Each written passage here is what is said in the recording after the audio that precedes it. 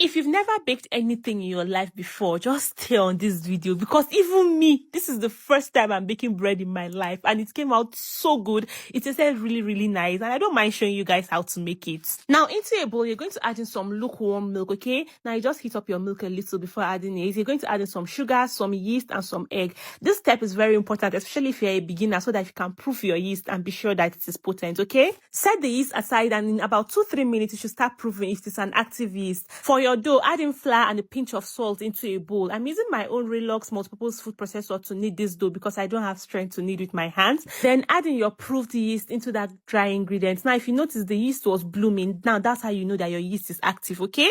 Now, you're going to go ahead to knead it, and when it is like about 5 minutes into kneading, go in with some butter or some margarine. Now, you're going to cover it again and continue to knead it. You can use your hands for this process, but it's quite stressful, let me not lie. When you've kneaded your dough well enough, you're going to flour your working space. Put your dough onto it, and I'm now going to use your hand like this and knead it lightly like this so that it will become smooth and, elastic like this. So it's fine.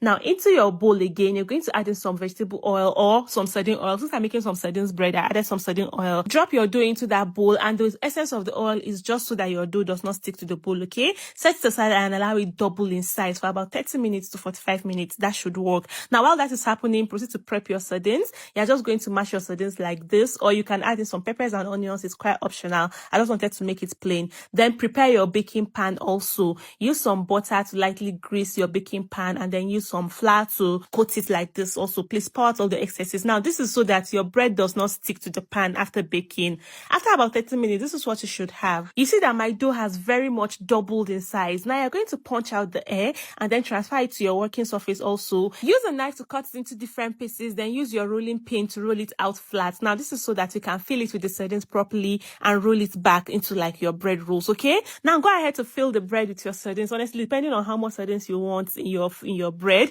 Now, fill it and roll it, and then fill the edge like this also, so that sardines will not just be at one part of the bread. Do you understand? Line that into your baking pan very properly and proceed till you are done with all the dough. You can finish off the top of the loaves with some sardines and some sardine oil, but that's not even compulsory. You can also use an egg wash if you have egg. If you don't have, seriously, you don't have to. Don't waste your egg. Then go ahead to bake it, and when you are done, this is what you're going to have. Very fluffy, soft, chewy, and doughy bread. This bread was really nice. Like, I could not even believe that it was my first time. I was so proud of myself. I'm certain you've learned something new here today. So just type thank you to Chanel in the comments, okay?